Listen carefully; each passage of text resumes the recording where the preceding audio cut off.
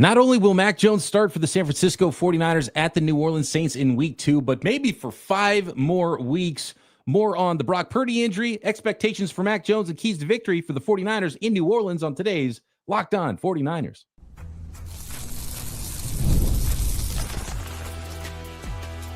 You are Locked On 49ers, your daily San Francisco 49ers podcast, part of the Locked On Podcast Network, your team every day.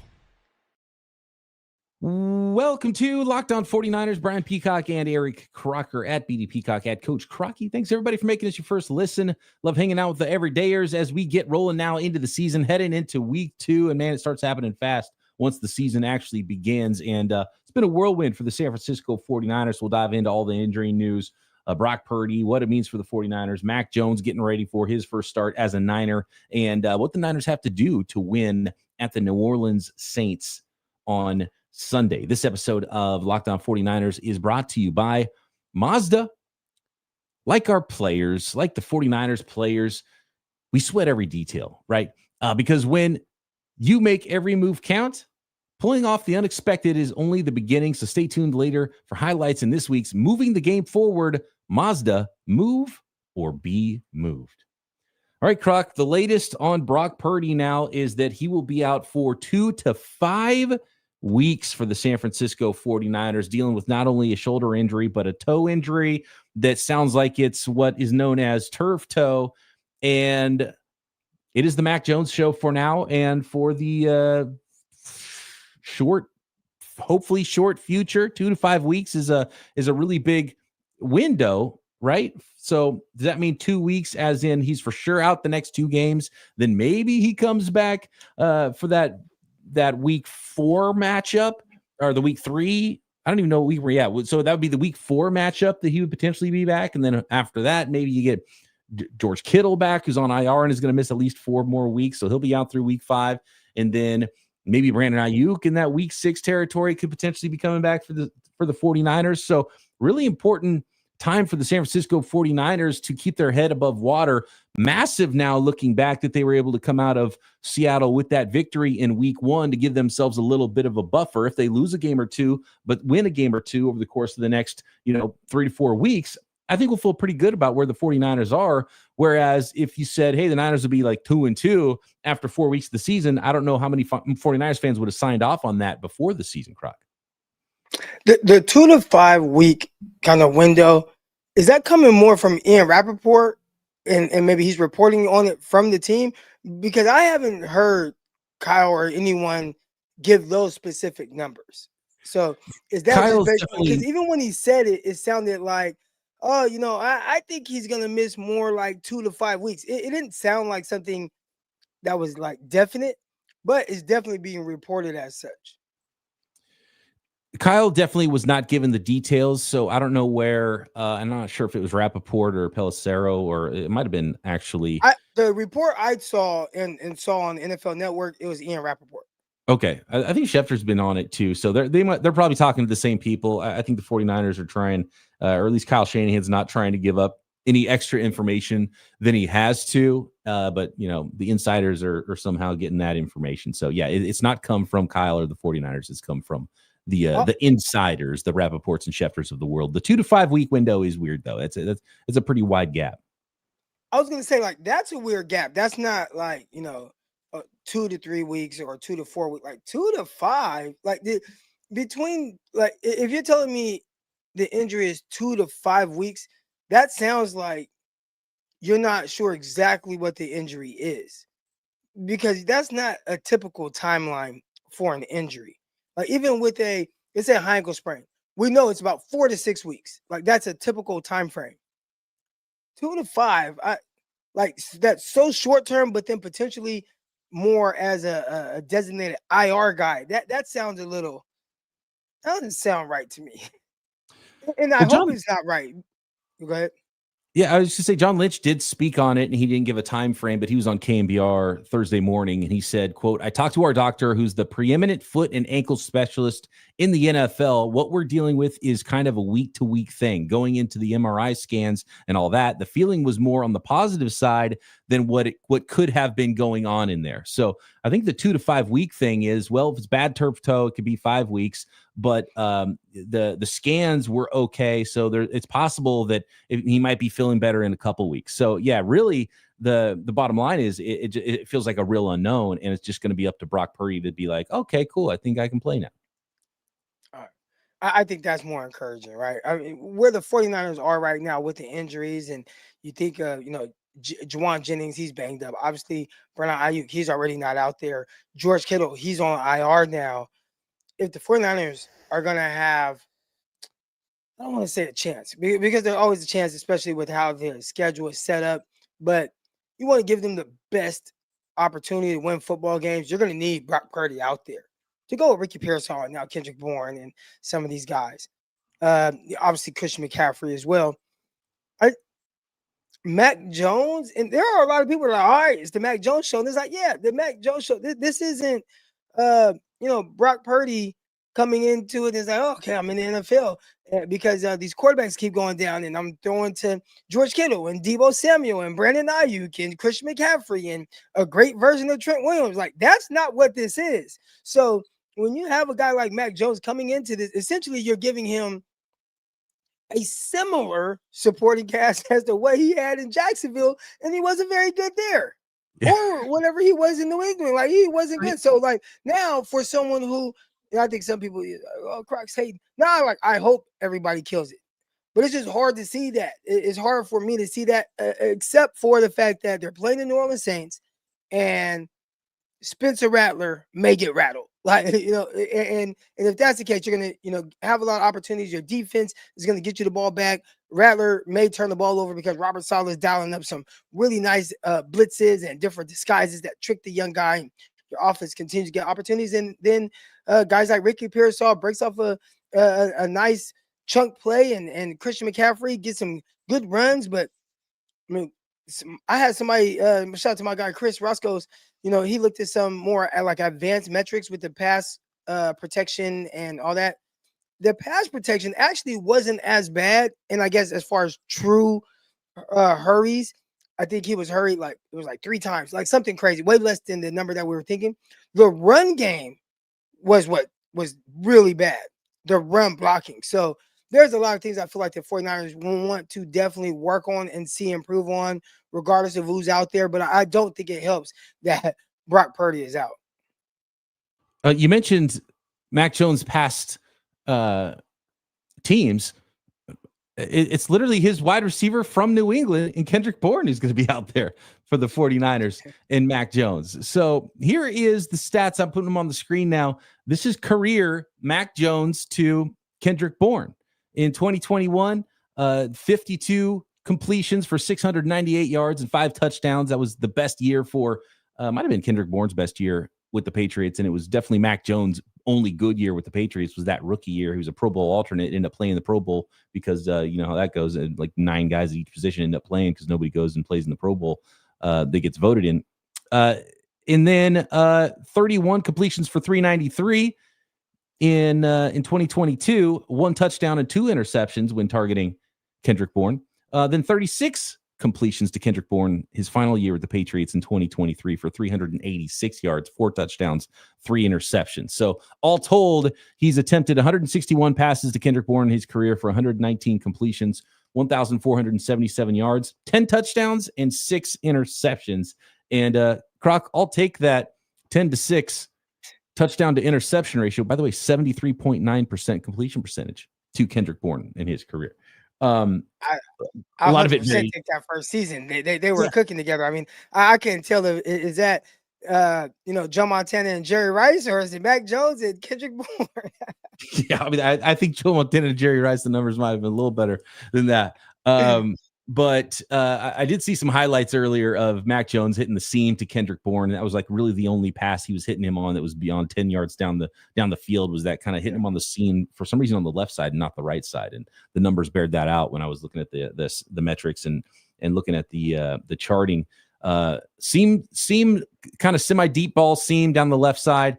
And then otherwise, a lot of short stuff and a lot of chain moving throws to Kendrick Bourne from Mac Jones. But when we talk about Mac Jones, I mentioned the touchdown to interception ratio specifically because that is the key, I think, for Mac Jones and how good he is with the San Francisco 49ers. So let's talk about expectations for Mac Jones. And as we do every week, our keys to victory this week, it's versus those New Orleans Saints. Next.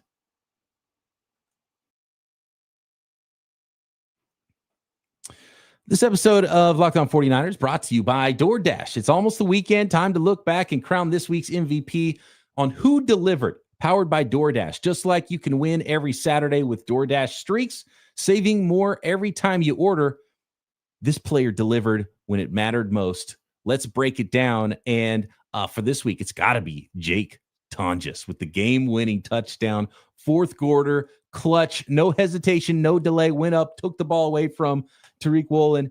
And if you've been watching, this performance was big time for a guy making his first NFL catch in his first NFL touchdown and might play an even bigger role. And who knows, maybe the 49ers will be on a winning streak here, just like you can be on a streak on Saturdays with DoorDash. DoorDash delivers your Saturdays with DoorDash Streaks. You can save every Saturday you order. Stack it up all season, and you can save up to $250, including $100 in DoorDash credits. Order this Saturday. Keep the streak alive. Fuel your game days only with DoorDash. Terms apply. Promo period through November 18th. This episode also brought to you by FanDuel, America's #1 sportsbook. NFL season is here. We're rolling now into week 2, and it is fast and furious every single week. And FanDuel is making sure you're ready for kickoff in week 2 with a can't-miss offer. Right now, new customers can bet just $5. And if your bet wins, you'll get $300 in bonus bets to use across the app.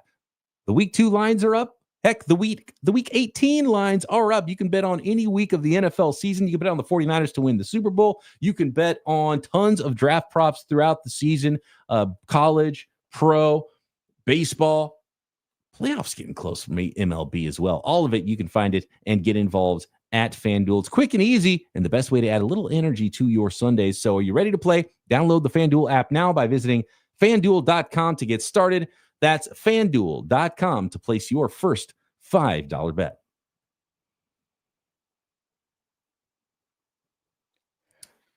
Peacock, in this chat, I don't want to butcher the name, Benali says Saints sacked Kyler Murray 6 times, and he's one of the most athletic quarterbacks in the league. I know Kyler was sick, but is that worrisome at all? And without Brock Purdy, he can kind of make some things happen, right? He can move around. He can maybe escape the pocket if things are breaking down and make plays on the move. Mac Jones, that's not quite his game. So there's 2 sides to this. One, Mac Jones maybe gets rid of the ball quick enough to where he's not going to get sacked and not do what Howdy says Kyler did, right? Run into sacks, maybe holding on to the ball a little too long. Saw that from Jaden Daniels tonight watching Thursday Night Football.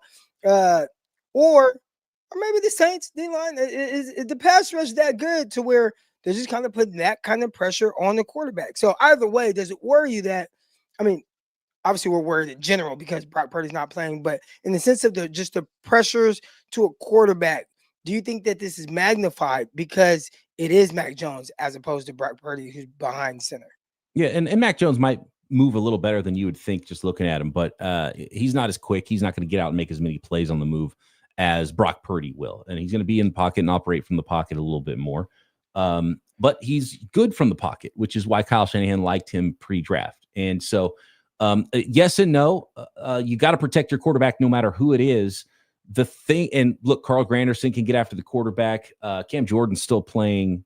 In fact, Cam Jordan's about to break some record, I think, potentially this week. All-time Saints record. I think he's top 20 in sacks career. But Cam Jordan's still playing at a high level. Demario Davis, old guy, still playing at a high level there. Not as much of the sack artist there, but a linebacker nonetheless playing pretty well. And I thought the Saints looked a little better than I expected in week 1, even in a loss against the Arizona Cardinals. And yeah, they can get after the quarterback. They weren't as good against the run though either. And I think that's one of the big keys is to keep that defense on their heels and be very successful running the football.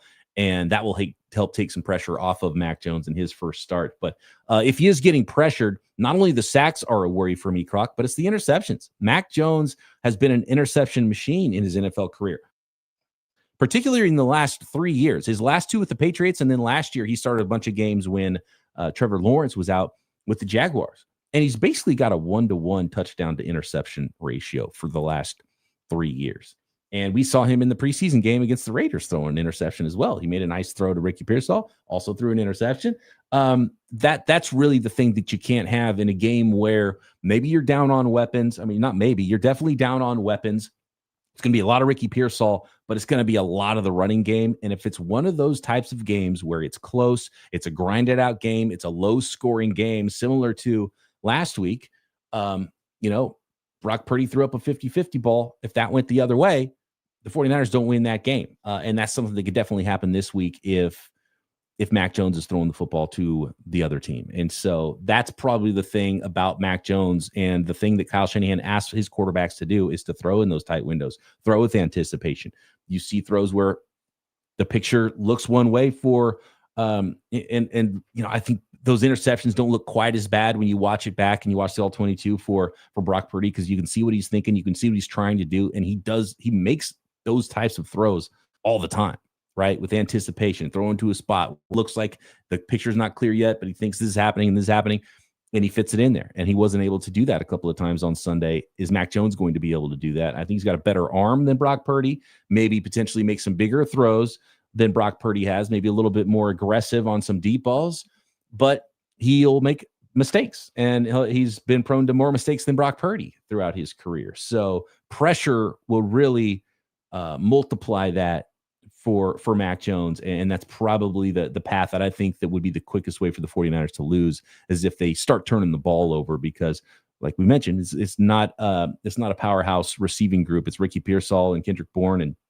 I don't even know who else is going to be available for the 49ers as pass catchers.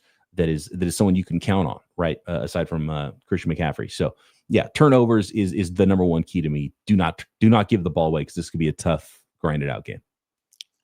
So knowing that, right? Like knowing you have a quarterback under center who is prone to turning the ball over or maybe not making the best decisions. How do you, I don't want to say take the ball out of his hands, but make it to where he is less likely to hurt you? And I think the 49ers obviously just going to the run game. I think on top of the run game with a heavy dosage of Christian McCaffrey and Brian Robinson, you have to do a little bit more misdirection to kind of slow up some of the pass rush. All right, that will really help. Maybe some end arounds and definitely more screens. 49ers haven't been a big screen team, whether it's the receiver screens, quick screens, bubbles, tunnels, running back screens. They haven't been a team to throw a lot of those. But if you want to slow up some of what the New Orleans Saints are doing up front, it's going to have to be those things. All right, misdirection, run game, play action, screens, tunnel screens, all kind of different screens. And that's a way to kind of mitigate some of the mistakes that Mac Jones is prone to make. I totally agree. And, Kyle Shanahan's going to come into the game with that plan.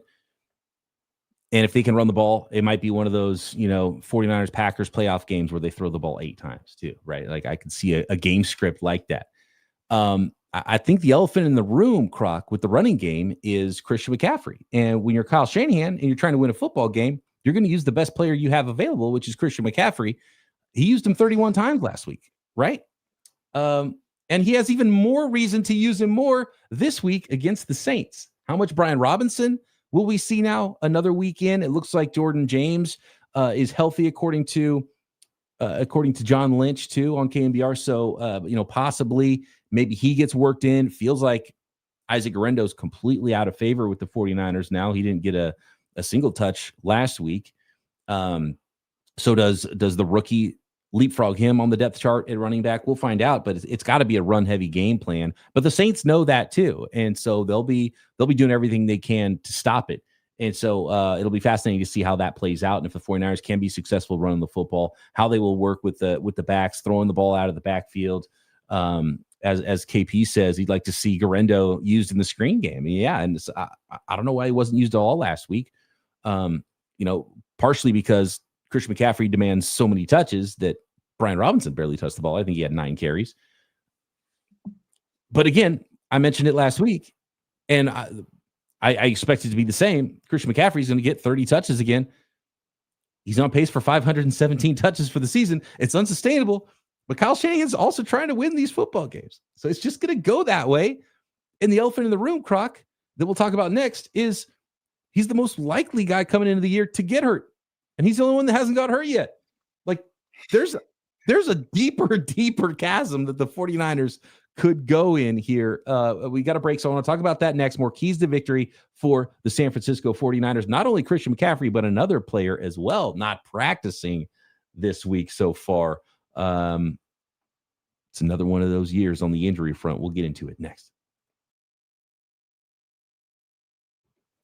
This episode of Locked On 49ers brought to you by Mazda, moving the game forward. For those who believe it's not just about playing the game, it's about redefining it.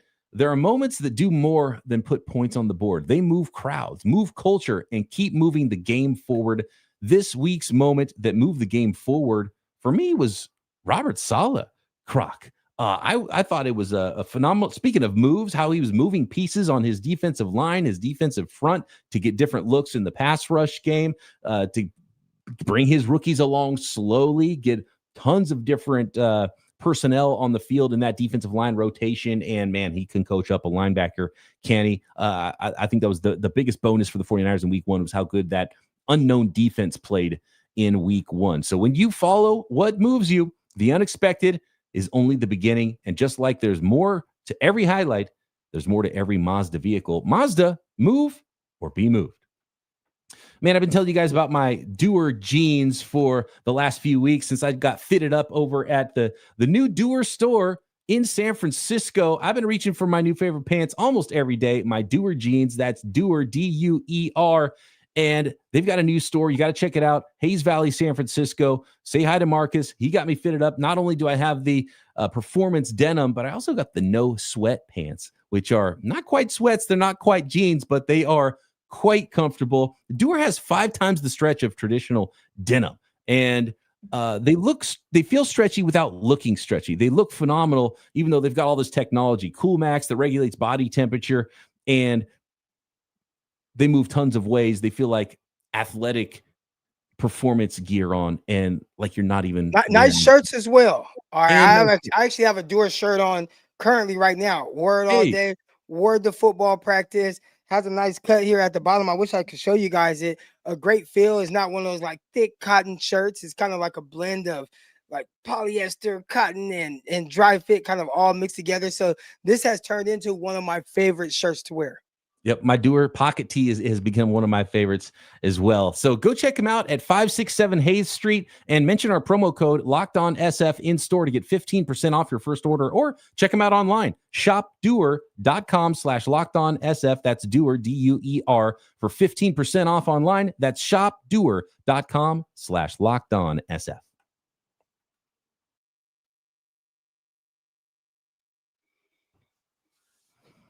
I didn't realize you were wearing the Doer shirt, Crocky. I thought you were looking sharp. It's a nice cut for you there.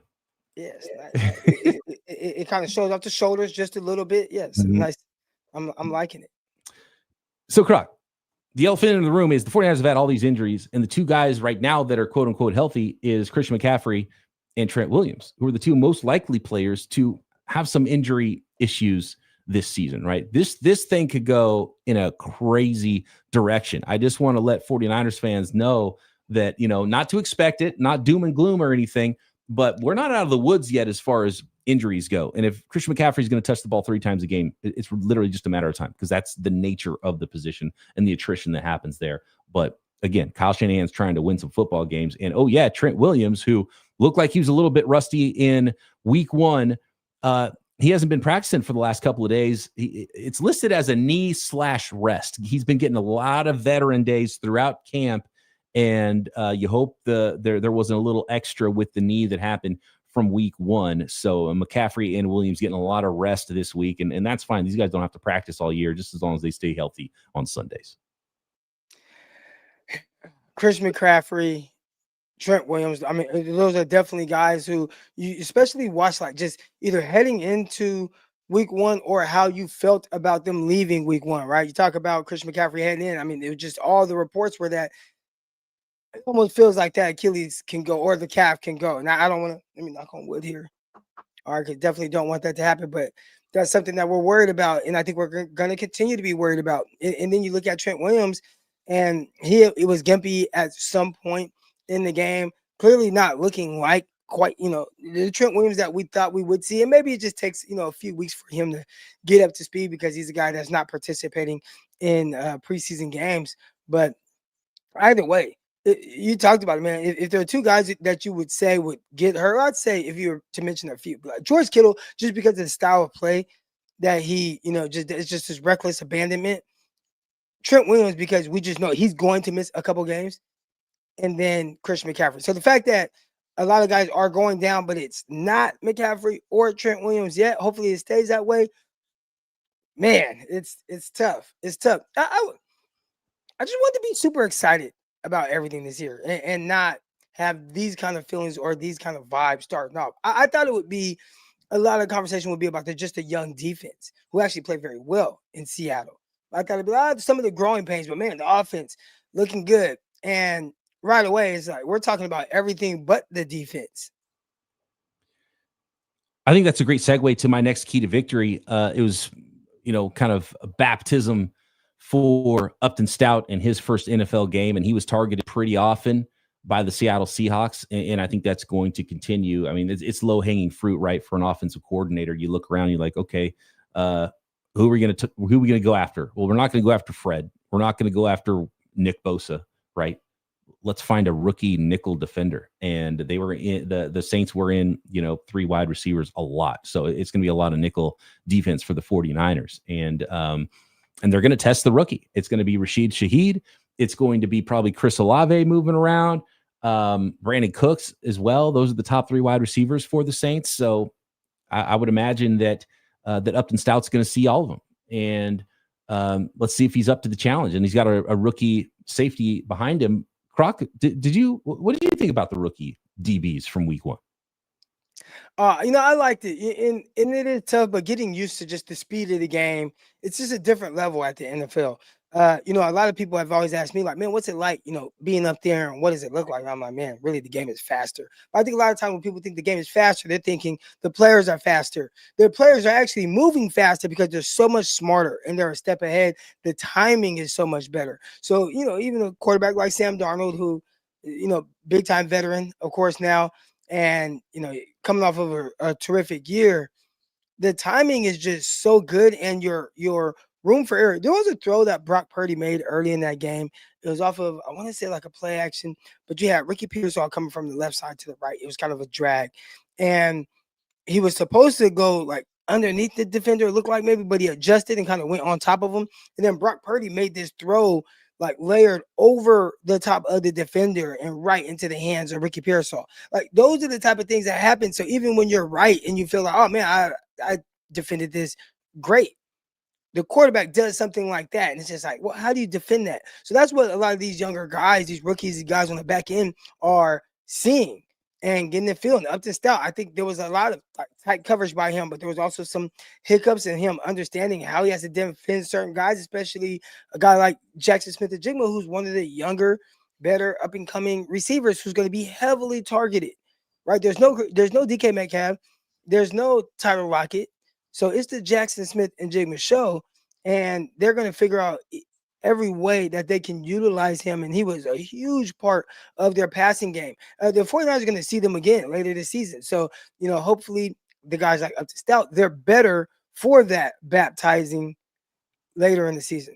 Yeah, and Upton Stout didn't have like a great PFF grade. He did have the big penalty as well, but it didn't look like he was in over his head either. And so I think it was kind of encouraging as often as he was targeted in that game. And I thought Siegel was encouraging. I thought Michael Williams, had a pretty empty stat sheet, but I thought he was encouraging against the run. He didn't win a whole bunch, and he didn't make a bunch of plays behind the line of scrimmage or anything, but he didn't lose a lot either, really at all. So I was kind of encouraged by the 49ers rookies. CJ West, didn't show a lot as a pass rusher. He was kind of in the series he was in, that third series. He was kind of, it was just, down a distance made it so that it was kind of a lot of passing downs. And so he didn't, I wanted to see him kind of against the run and see how he, anchored, but he was actually, I think it was like 5 pass rush reps versus 2 run reps in the 7 snaps for him. Alfred Collins on that second drive, which was the best drive for the Seahawks all day. He got annihilated on one run play. It was a trap, and he went upfield and just got cleaned by the Seahawks rookie guard, Grace Abel. And I think Fred Warner was also not in that series as well, which also is not helpful, but they were running the ball on the Niners in that series. So, ups and downs for the rookies, as you would expect. But overall, again, positive, I think, overall, with what we saw from Robert Saleh's unit and moving defensive linemen around and putting Yetur Gross-Matos and at the same time Mykel Williams in at defensive tackle for pass rush purposes. And then they would drop. I saw Gross-Matos and Mykel Williams both drop into coverage at different times. And then they would bring they would simulate a pressure from one side, but then they bring a blitzer from the other side so they could get numbers as a pass rush.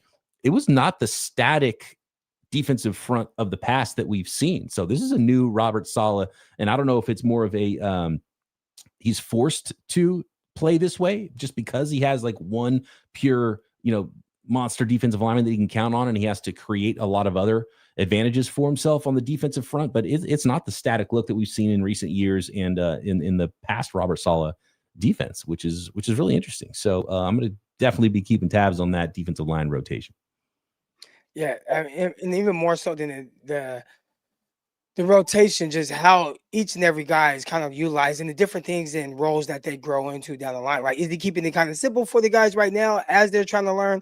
And then down the line, does it get a little bit more exotic as guys get more and more comfortable with what he's trying to do defensively? I think this is just kind of the tip of the iceberg as it pertains to Robert Saleh in the way that he's calling plays for this young group.